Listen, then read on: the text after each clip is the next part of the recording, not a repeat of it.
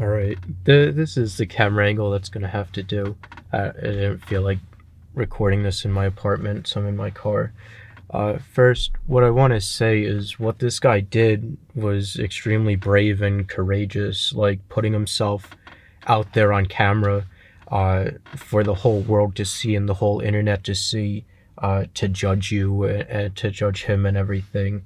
Like, I wrote down stuff. I'm just gonna read off of here, but like opening up to the world like that with like all your deepest thoughts and feelings and insecurities and all that, and not knowing what anyone's perception is gonna be of them, that's really brave and courageous. Uh, I know that it's like a very unsafe feeling, and it's very uncomfortable to do something like that. Maybe if I move this camera here, I'll have better lighting. Oh, yeah, that works. So, yeah, like you don't know like what people are gonna say, like if they're gonna say like, oh, you're just being dumb, you're imagining things, or just like, oh, suck it up or and ignore it. Like and these are thoughts that are like very real to you, and and thoughts and feelings that are very real, and then someone just like diminishes them as nonsense. Uh, and I can tell you where I think like paranoid thoughts and stuff come from in a little bit in the video. Well, I'll tell you now where I think paranoid thoughts come from. Uh, this guy mentioned in the video that he went through like some traumatic stuff, multiple traumatic events. Uh, I think the paranoid thoughts and everything, it's a defense mechanism to, because you were traumatized from these events, now you're hyper alert to situations that are going to happen in the future that you want to protect yourself from. So I think that's where like, uh, I can't say like everyone's instance of paranoia or whatever comes from that, but it seems like some of that could be coming from you or whatever. Uh, I don't, I don't want to like be addressing Daniel in this video. I want to make this video for like people to understand what I see, and hopefully understand people who have these uh, conditions, or I don't even want to say like conditions or things wrong with them or whatever. But hopefully like this video gives people more of a understanding and can understand people like this. Because man, you could tell just like looking at this guy's video, like I think that's why he was so adamant about being open and putting all of his thoughts out there, is because he wants to connect with people and wants to be understood and everything, and doesn't want people seeing him as this like psychotic person to stay away from and all that. Connection is a really powerful and deep thing that people need in life, uh, and to be like misunderstood and whatever, it's not good. Yeah, so that's like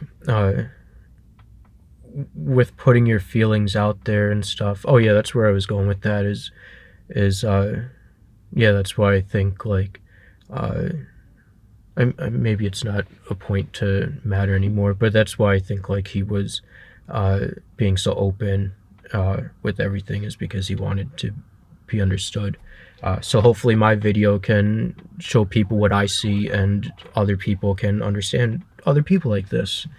So but yeah, like when you express like your thoughts and feelings and emotions, like emotions are scary, because like you let someone know, letting someone know that you need them opens yourself up to being taken advantage of. Like if someone knows you're like emotionally dependent on them, or they make you happy or whatever, then they can use that against you to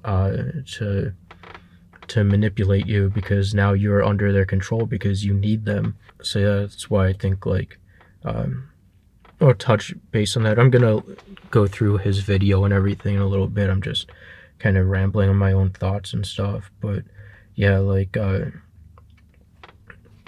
there is actually, because the reason that I understand all this is because I am that way, and I try not to be, and I think I've done a lot better. I'm 33 now, and I've been working on it for a couple years.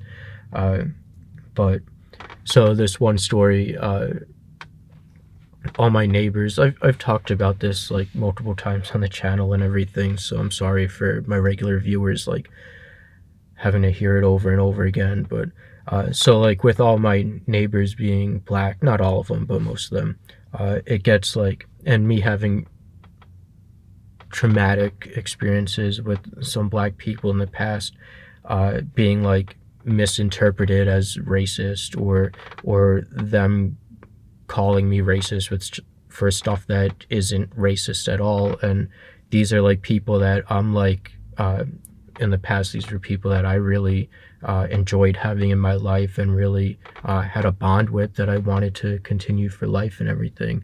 So then with my neighbors, I'm always like uh, apprehensive or distant from them, because I don't want to say like something that uh, they're gonna think is racist or whatever.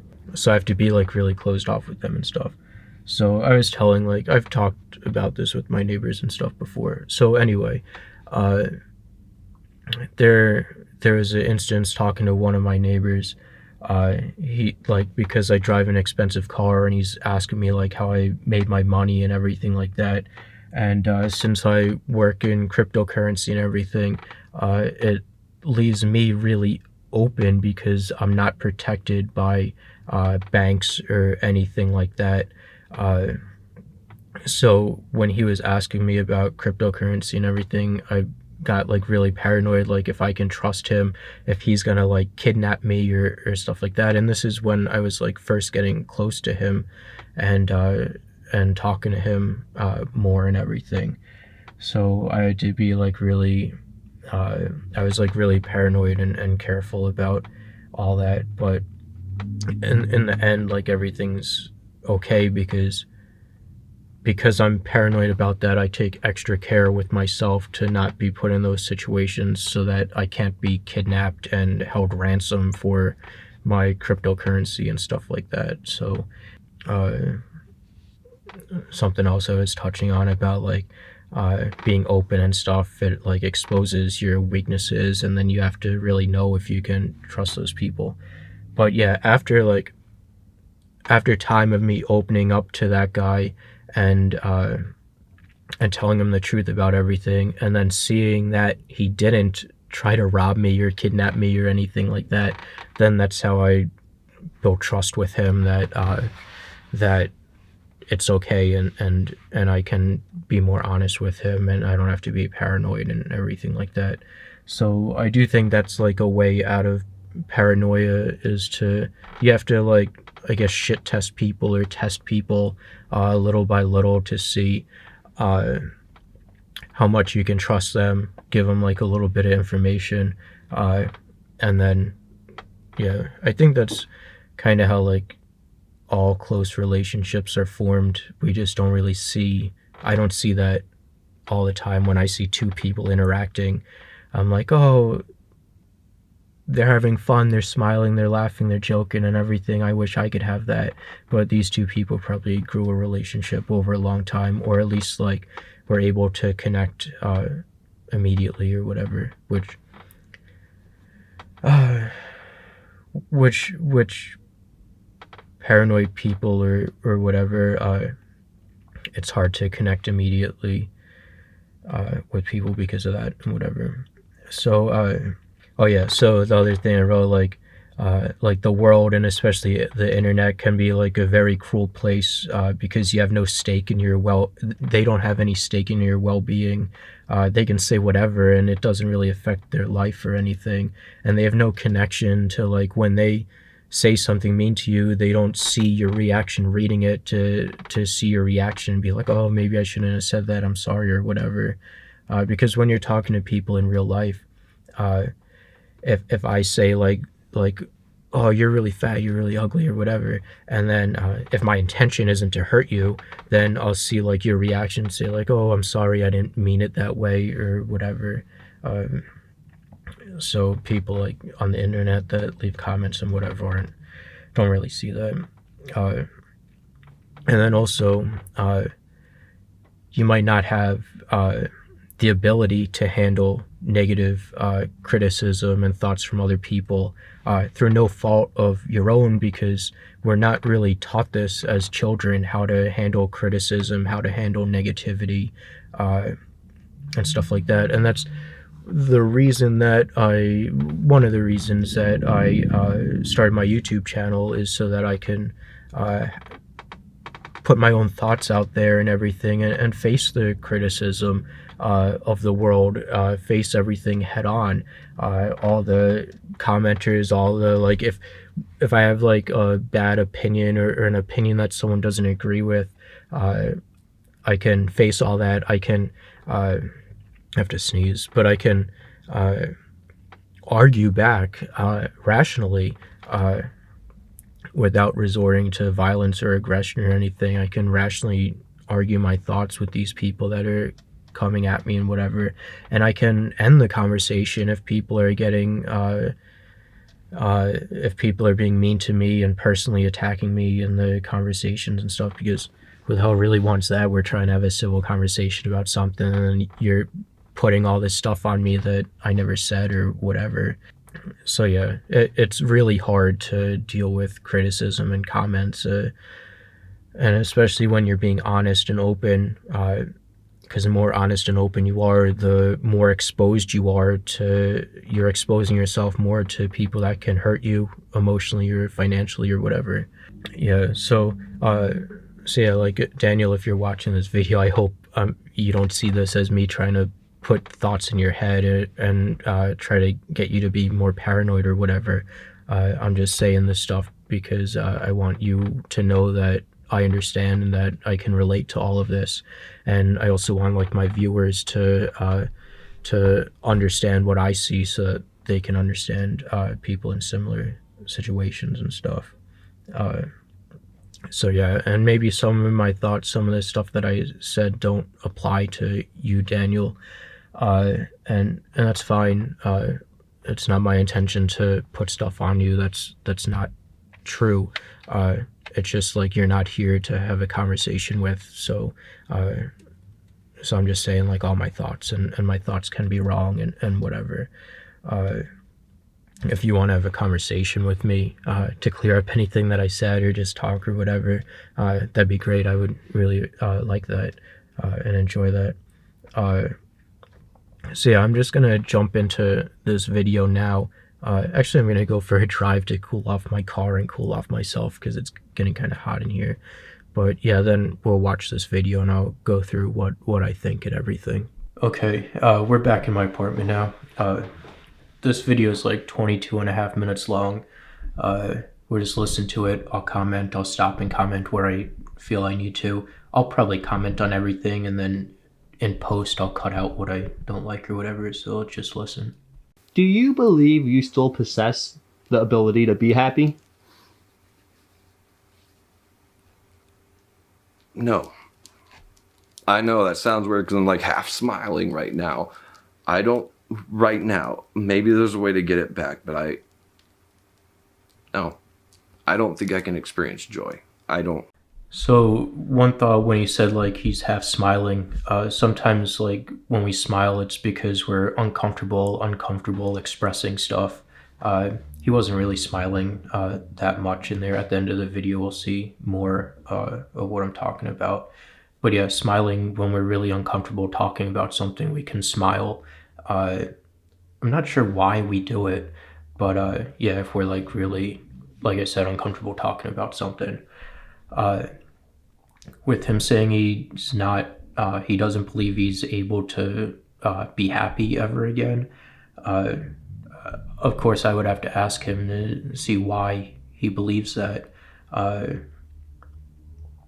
It may be, like, one thing that I was thinking is, if you are, like, paranoid or apprehensive of people, it takes, like, a really long time to build up that trust where you can joke around with them and talk to them and feel safe and comfortable. Because joking and stuff, you do when you're safe with someone. You can poke fun at them and make jokes and whatever, and not feel that they're that your jokes, that they're gonna attack you for your jokes, like misinterpret your jokes or whatever. I'm aware that's a very sensitive topic and I want to respect your boundaries. So before we begin, I want to ask, is there anything that's off limits? No, if I am uncomfortable with something, I'll just say something like, "Can we pass on that for a second?" and gather my thoughts again. I won't say no to anything. Sometimes I just need more time to think of how to properly answer, because it just works slowly sometimes. Why does it work slowly sometimes? Oh, you get your head knocked around a lot. I've had at least 8 concussions. Can you list for me all of your diagnoses? I'm probably going to fail, but I'm going to try. One thing that we see here with his body language, he's extremely open with his movements, with being open with his movements and expressing himself and everything. Some of it, like people call it like tics or twitching or something. When things are hard to talk about, you kind of feel them and make like a twitch or something. So you're kind of like, it's painful to talk about, so you're kind of like forcing it out of yourself, I guess. Schizoaffective. That's schizophrenia with a personality disorder, which is borderline personality disorder with me. CPTSD. It's PTSD, but instead of one traumatic event, it's more than one. So it's complex PTSD. So when you talked about CPTSD, complex PTSD, I've never heard that term before. But when he says it's like more than one traumatic event, I'd be interested in knowing what those traumatic events were and how they affected him and his experience with them. Because like, that's the thing about traumatic events and experiences and stuff. For one person, it may seem like not a big deal, but then for you, the person who's actually experiencing them, it's a totally different experience. That's why they are our personal experiences and stuff. So I'd be interested to know his experiences with these traumatic events and what they were and how they affected him, and just talk about them. And I don't know, I think like talking about stuff, especially with someone that can understand and empathize with you and stuff, I think that's one way out of past traumatic events, and being able to like relive them in front of someone who's safe. That's something like you could do with the therapist that you trust and everything. Multiple traumatic brain injuries. Well, obviously. And of course, if he wants to reach out to me and talk about them or whatever, I'm happy to talk as well. Like manic depression and anxiety disorder. I loved life. And something one day just kind of clicked, and it was a steady down, down, down, down, and trying to hide it. You know, because you don't really know that you're going down until you realize that you're not happy with anything. Like, nothing makes you happy. You used to be happy all the time, and now everything that made you happy is just tiresome. I will freely admit. When he says, like, stuff being tiresome, it reminds me of my second girlfriend that I had. I just felt like it was just me doing all the motions and stuff that a relationship is, like doing this stuff just because that's what you do in a relationship. It wasn't like things that I wanted to do, and it wasn't anything that made me happy. It's just, like I said, stuff to do that kept the relationship going. And that's what it reminds me of, because that got really tiresome, and that's one of the reasons I had to call it quits and everything, because I didn't want the relationship, I guess. Like, I'm still learning a lot because sometimes, and especially in the beginning, you don't want to know. You want to push it aside and pretend it's not there, so you don't do anything, and it just gets worse. I had a hospital visit a few months ago where I had a kind of a psychosis event. He kind of didn't want to label it as a psychosis event. That's what his we'll rewatch this. Where I had a kind of a psychosis event. So that's why he gets silent, and then he like twitches and is like, "I'm gonna get this out and say and speak the truth."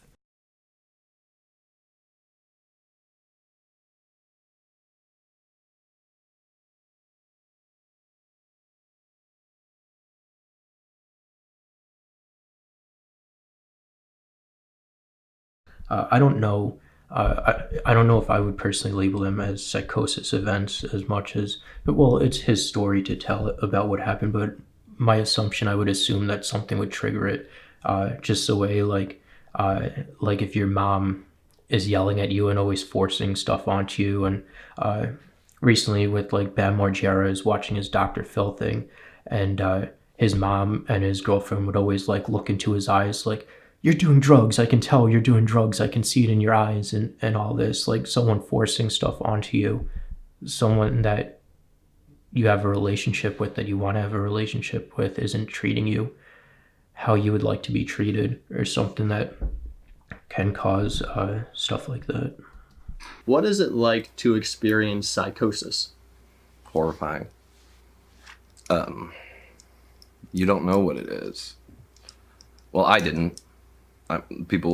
I'm now at least a little more alert to some of the symptoms, but things for me were normal, and then they weren't. And I sort of know why. I mean, nothing really triggered it per se. Well, yeah, there was. There was definitely a trigger. Yeah, so you just said it there, that there was definitely a trigger. So I also experienced delusions. And one of mine is I am thoroughly convinced that people go through my mail or bug my phone, the crazy person talk. And I can joke about that because I know it's insane, but I'm convinced it's real. Does that even make sense?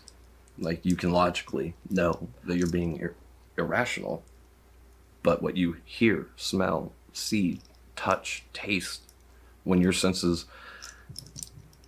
convince you it's real, what does logic matter anymore? Because I can feel it, I can smell, I can see it, I can hear it. So logic doesn't always win out. So that's what I was talking about like what I said, like paranoia or something like that. If you had a traumatic event and you don't trust people, you're going to be overthinking, overanalyzing things like, oh, they said this that way in this specific tone or whatever. Then you think back and put together the pieces to, well, what I was saying about my neighbor with my cryptocurrency stuff and whatever.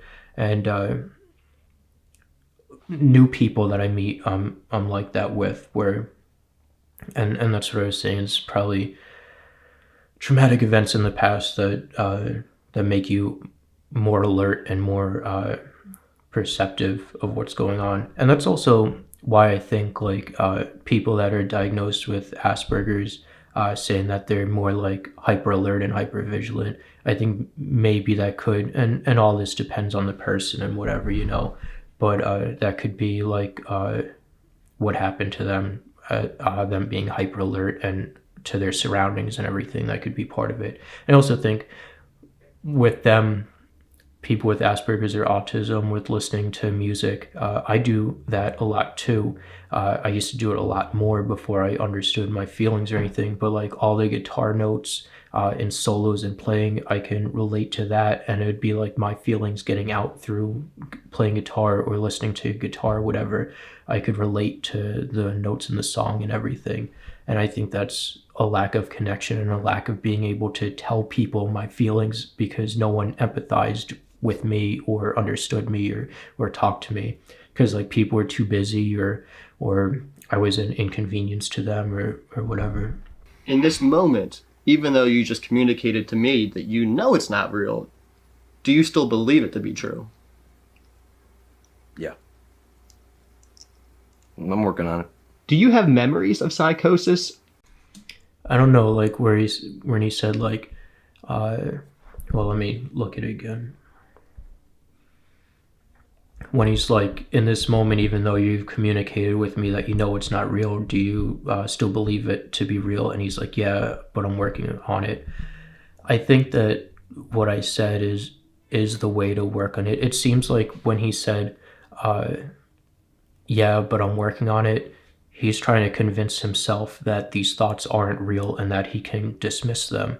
But if there was a traumatic event in your past that makes you hyper alert and hyper vigilant or whatever, uh, I really believe that the way to work through it is to actually experience that stuff and see that it's safe. Like I said again with my neighbor, seeing that he wasn't gonna rob me and kidnap me and all that, and actually following through with it and thinking about everything and all that. People do get upset.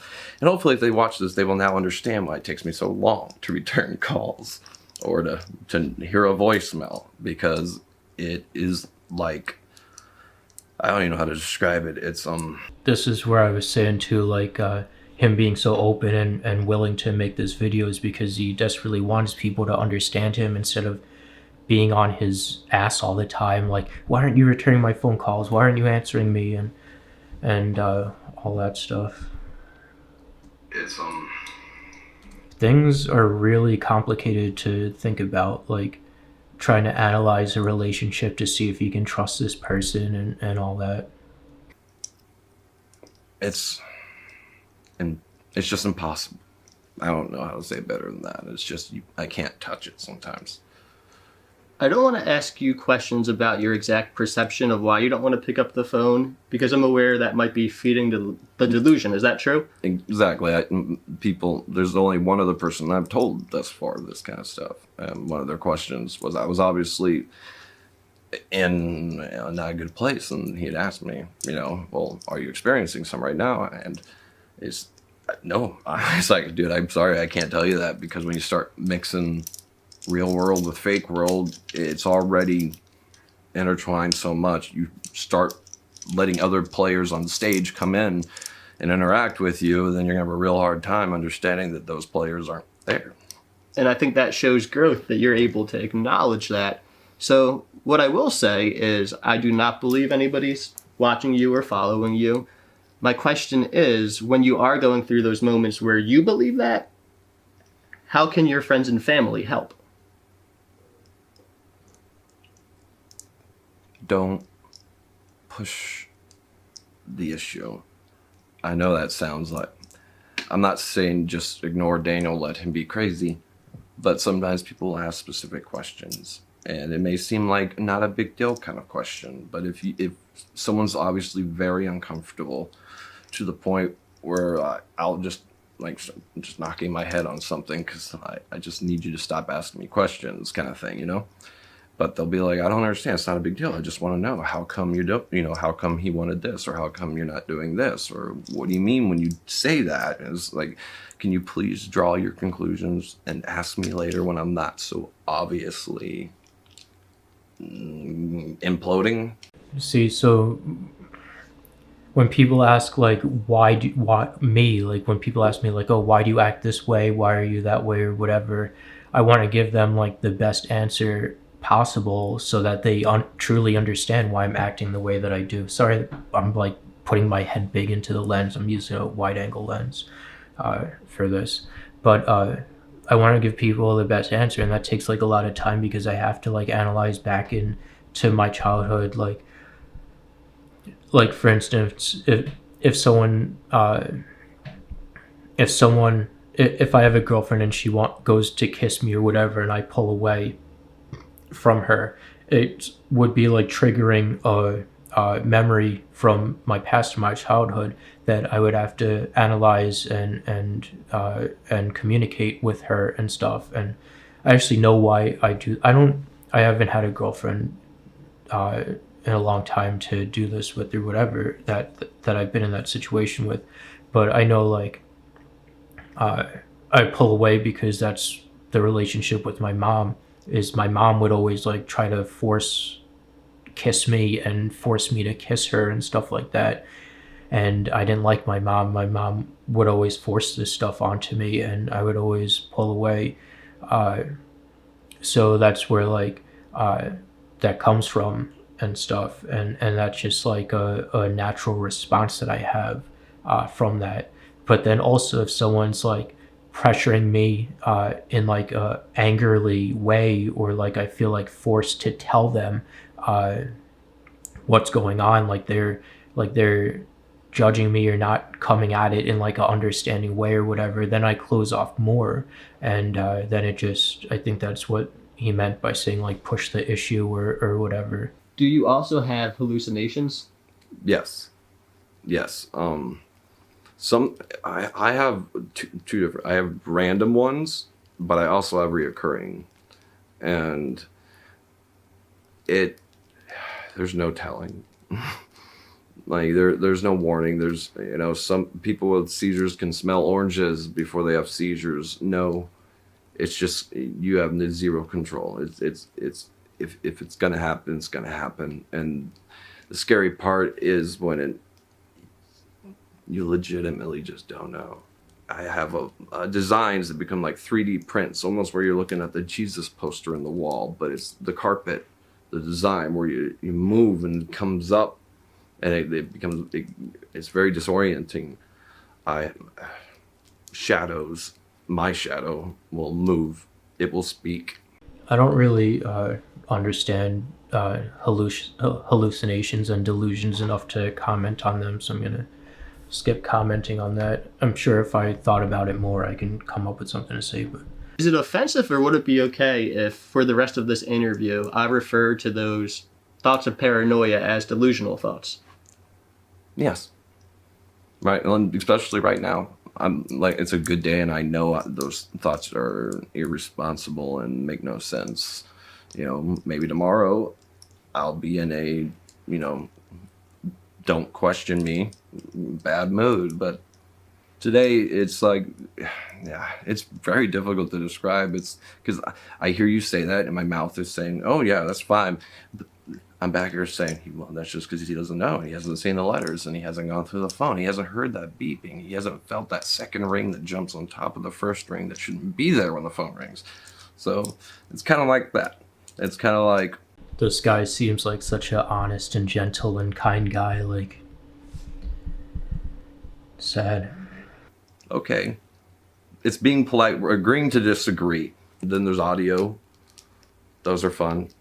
I don't know how to describe them. There's two different types. I can have what you would call voices in your head. It's not my voice, but it's not some personality. It's just a different voice, but it's in my head. But then I also have external voices where, well, like I was saying, where my shadow would be talking to me, and I swear I'm hearing it from here. Like, I hear it outside of my head. Like you would be talking to me. And it's sometimes it's really, really, really, really, really fast whispering. I wonder what his tattoo is like. He has a tattoo on his right arm. The voices in the head are usually trying to get you to do something or influence you to do something, and I'm not going to. And I don't know, also I just noticed now, like the bandages on his wrists. I wonder if he was slitting his wrists or something. How exhausting it is to not. I don't know. Like I said, I'm just saying my thoughts. I don't want to put anything on anyone. That's what I noticed. You can also see with like, and he'll talk about this later in the video, but with the stuffed animals and the thing, it's security, like a security blanket or a dog that you have that there's this one guy a long time ago on YouTube, BrettVet01, BrettVet something. He had Rottweilers that he had a big YouTube channel with them and everything, that his dogs were his security and everything. But yeah, just like I do it with my watch. Like I'll be twisting my watch when I'm uncomfortable or stuff, or things like that. So I've been wondering where my Oscar award is, because this is ridiculous. I mean, I've done pretty awesome hiding a lot of this. So when he talks about like hiding stuff, one of the big reliefs for me was not hiding stuff, because like, say I am really depressed or emotional, or I have stuff going on, like I don't care at this point if people see it, because that's who I really am, and I know that I'm safe and that they're safe, and whatever. And if people see who I really am, then they can understand me more.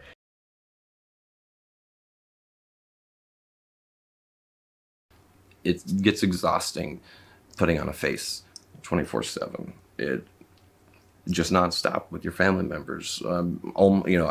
Eye contact can be very difficult for me, and it's not because it's antisocial. It's because to me, bad things can happen if I have eye contact with another human being, and it will sound crazy, but I'm tired of having to like look just in between to look normal, and carry on like nothing's the matter when I'm hearing or seeing or experiencing really intense feelings. It's yeah.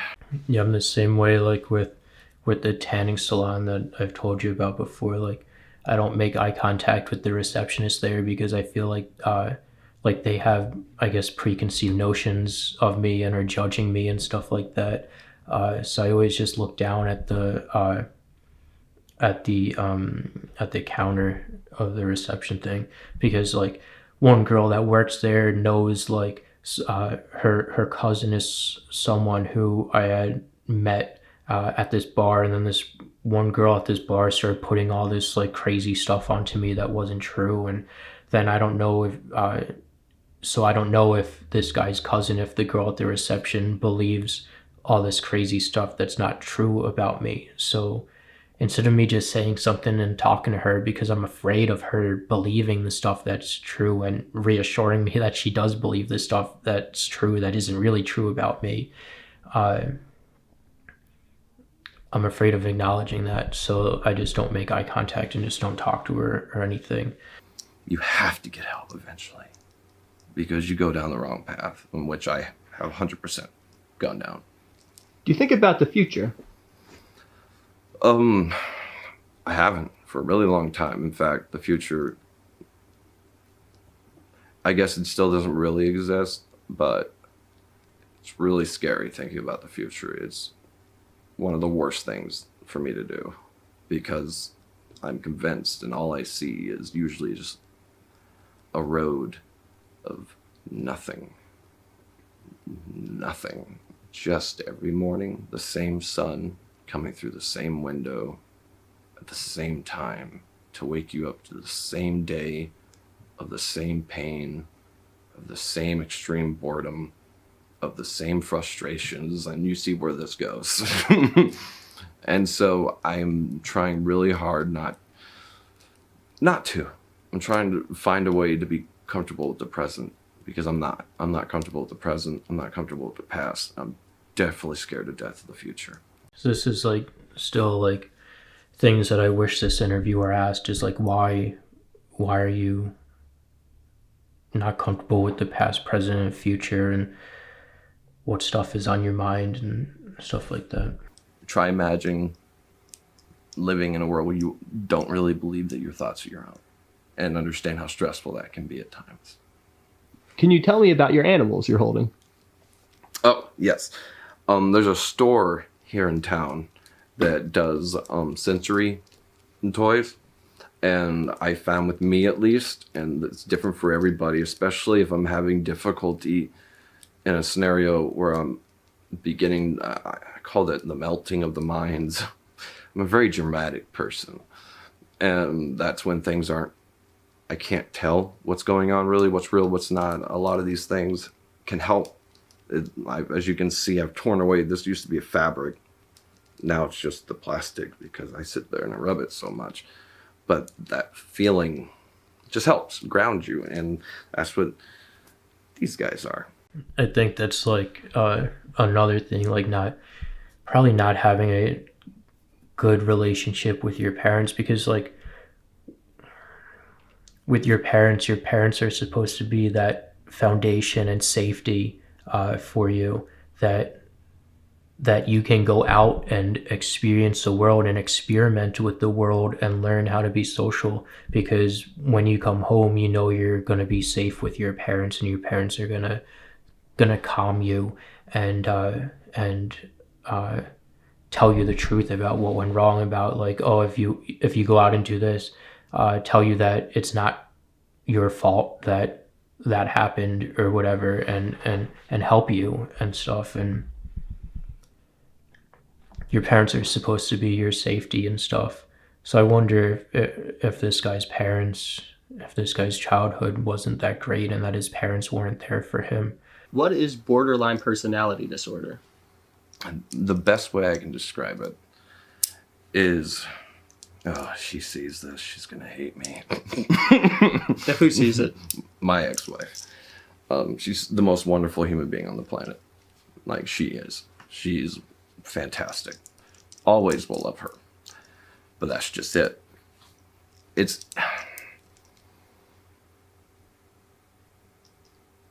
you put everything into, like, it doesn't have to be a romantic relationship. For me, it's usually been a romantic relationship, but that person that you're with, they become more important to you than, like, their approval, their happiness, their overall experience in life becomes more important than anything. Breathing, eating, family, spirituality, everything you love to do, you put it on hold. You know, you tell your friends, I'll be here, then you call them 3 hours late. It's like, hey, yeah, all right, I'm there now, because doesn't matter. You will bend the moon. And I know that sounds like, well, that's love. It's not healthy love, especially all it takes is for them not to say, I love you back, you know? And I was always very verbal. I'm a hopeless romantic. Like, I love candles and baths and dinners, and I write poetry and I frame it. I'm like hopeless romantic. And but He wants someone to love him and care about him as much as he loves and cares about the person that he's with. He's trying to project what he wants from his girlfriend, ex-wife, wife, whatever, his romantic relationship. He's trying to project what he needs. He's trying to give her everything that he needs, if that makes sense. Kind of like, in a way, like, oh, I know how it feels not to have this, so I want to give it to you. But he also really needs that reassurance of love, and that person will always understand him and be there for him and care for him, and not lash out at him or put him down or diminish his feelings, and always want to talk out problems and stuff like that. And which, again, I think could be lack of love from parents as a child. At least that's like the psychological theories behind it and stuff. It also lack of love and caring from other people in the world as an adult and everything too. Because, like I said, people are always busy and don't have time to think about who you are and put time into caring about you, because they're when people are adults, they're busy with their own lives and everything, which sucks. Sometimes all it takes is them not saying I love you back, and I mean, you're flatline for the rest of the day until you hear it. You're useless. You can't function. And you're worried. It's like, what did I do? Why didn't they say it back? And you'll go 24 hours just in your head. What did I do wrong? What did I do wrong? And she hates me. She's leaving me. Okay, well, obviously I'm a piece of crap. And then the second they give you approval again, you're like, all right, life is good. All right, what do I need to do to keep this approval? And that's where a lot of it's like a favorite human being. I think they call it a favorite person. And it's a lot of whiplash, and it's exhausting, and you really hurt other relationships. Yeah, so I think like he's looking for like that security in his relationships too, in his romantic relationships, which again, like, I think comes from not having that security from your parents. And you really put a lot of pressure on that other person. I think how much responsibility that puts on you, and even if you don't want it, it's you. If I call you, you know that if you don't answer, Daniel's going to call another 30 times. No, I'm not. I'm not a stalker, but See, I used to do that, and like, if someone didn't answer me or whatever, I would keep calling or texting them or whatever. I don't know if I was like that bad, because like you said, you don't want to be perceived as a stalker, because then once you're perceived as a stalker, then they're definitely going to leave you. So you don't want to keep texting them and stuff. But then somehow, this was also with my second girlfriend, like texting them like once a month, still somehow they can go and get a PFA against you or whatever. But that's when I just have to put it in my own head that, well, they're not talking to me, they obviously don't want to be with me or whatever. Like, they have a responsibility to keep this relationship alive just as much as I do, if they want to keep it alive. So I can't be putting in all this work into the relationships and stuff, because they don't want it. If they wanted the relationship, they would answer me once in 4 months or whatever, you know. I can't put all the responsibility on myself, because there are two people in the relationship.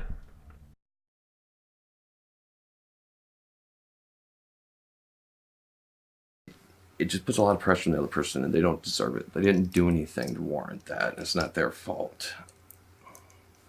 Even though you're aware of that, right now in the present moment, do you still have problems controlling those impulses? Yes. Yeah, impulse. I just, when people is like, oh, problems with impulse control, I don't even know what impulse control is.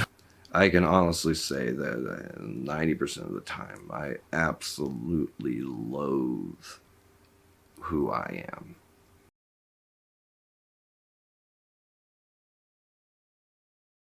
This guy is such an honest and kind and warm guy. He's an amazing person. There's a stigma with mental illness, especially psychosis, Yeah. that an individual can be dangerous to be around. Is that warranted? I want to say no, but not for, I know for me, I've never, like, in any way injured or even thought of injuring or wanted to hurt or even done anything that would be danger to someone else. I haven't, but unfortunately, in reality, some people, that can happen, and that's where, again, you have to be aware of who you are, what you're going through, and what you need to do to get help so that you're not a danger, so that you're not.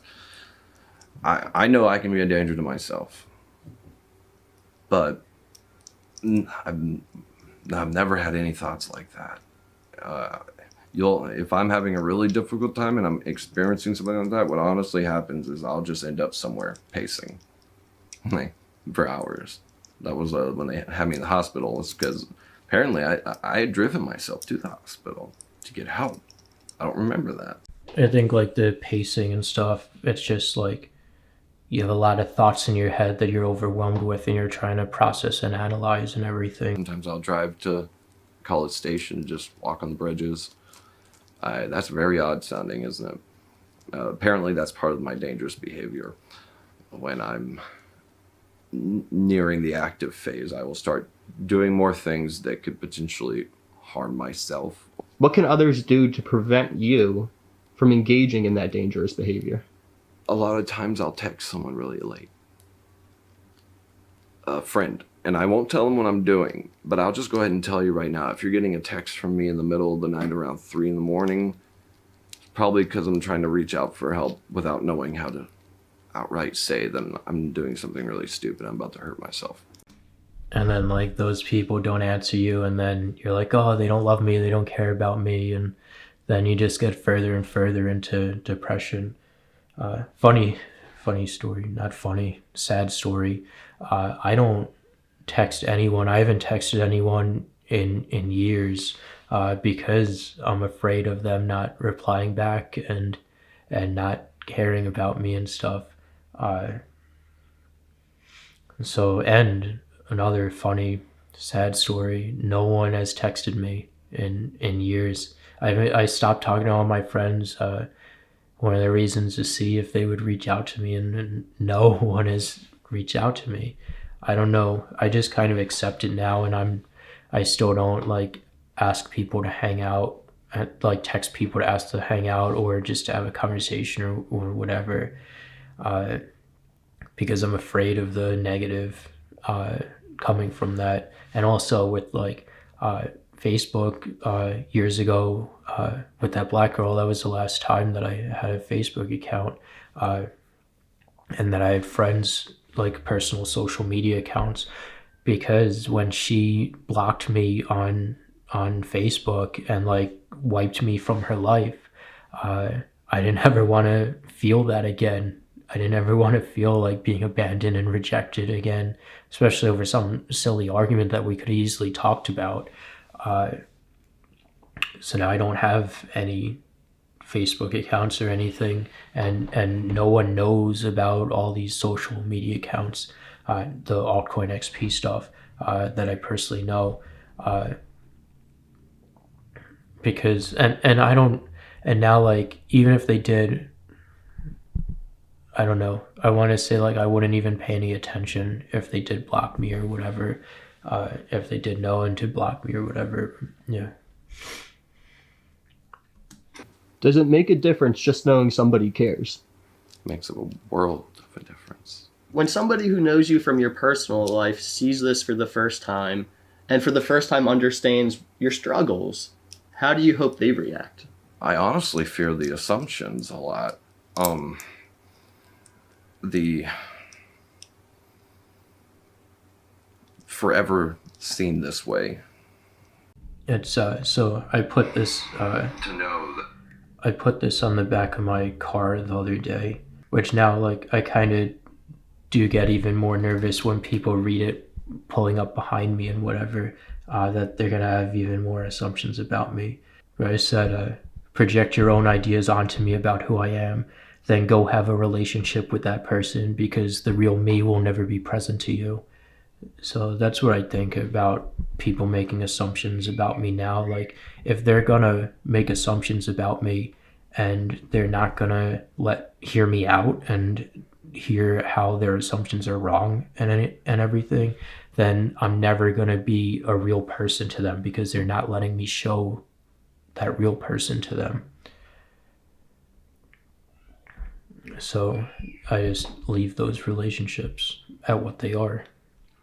A false relationship with someone that they're creating in their imagination instead of the real me. once they hear certain words or certain labels, I will always be seen that way. That's also what he says. Like when I was in the hospital in 2007, that was like my first time in like the psych ward for suicide attempts over the first girlfriend that I had.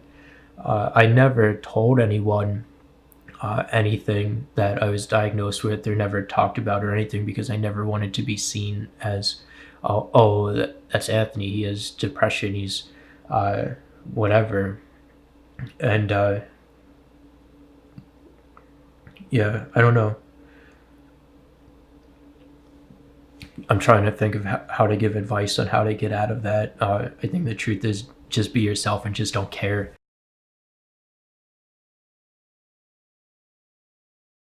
So what, like if you have depression or whatever, like you're struggling and you're working through it, be proud of yourself for that. And if others aren't proud of you for working out of your problems, then fuck them, because who needs people like that in your life, you know?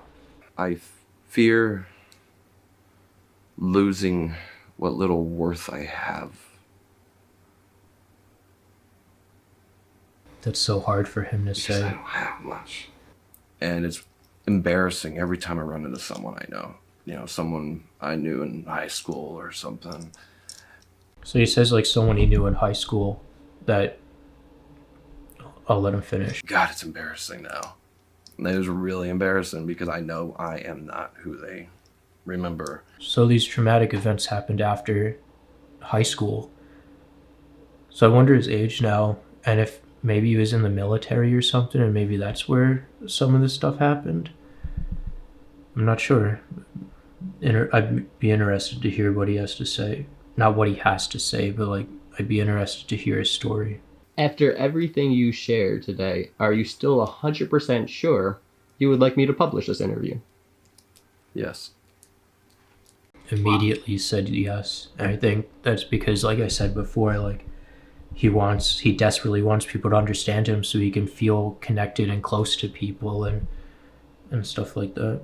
Because those interviews helped me, and if it's going to help anyone else, it's absolutely worth it. Because and we need to know we are not isolated and alone in this. And like I said, it just helps having someone to talk to that's not just judgmental and will listen and understand and be empathetic and compassionate and all that stuff. And there are people that want to help and that want to love you and assist you, and sometimes you just gotta rip it off, take the jump. I mean, I'm trying to look at it this way: if I am willing, when I'm in my darker thoughts and I'm willing to do something that's going to harm me, I think I should be willing to do something that's going to help me. So if you have those dark thoughts and you've taken steps at times that were unhealthy, then step up and take the ones that are going to be healthy. Before we end, I just wanted to share that there was nothing you said today that makes it any less likely I'll be your friend, that decreases my desire to be your friend. And I think it's great you're sharing this. And I think it is the right decision to go and seek treatment. And anything you need, I want to be able to supply to you so that you do get that treatment you need. He's holding back those emotions. He doesn't like to feel emotions because emotions are weakness. Emotions expose you to people. He's being reliant on this person's kindness, and that's a difficult feeling, a difficult position to be in, because then you can be taken advantage of. He's hiding his face. They hate emotions. No, they're good. It's just sometimes it helps to hear that. Happy to have someone he knows inside that this interviewer is on his side and is his friend and is truly there and understands and cares for him, and he's wanted that for so long that he's like crying in happiness. Why does it help to hear that? Because you don't hear it. You don't.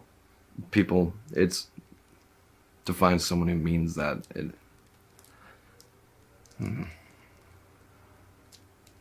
Thank you. You're welcome.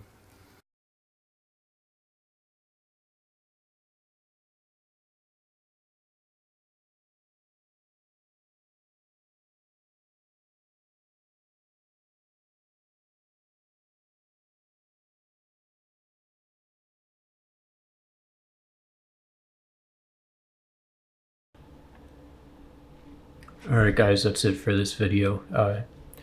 Thank you thank you very much for watching, and take care and goodbye and thank you. And yeah, I totally don't even remember what my outro usually is. Alright, take care guys, thank you and goodbye.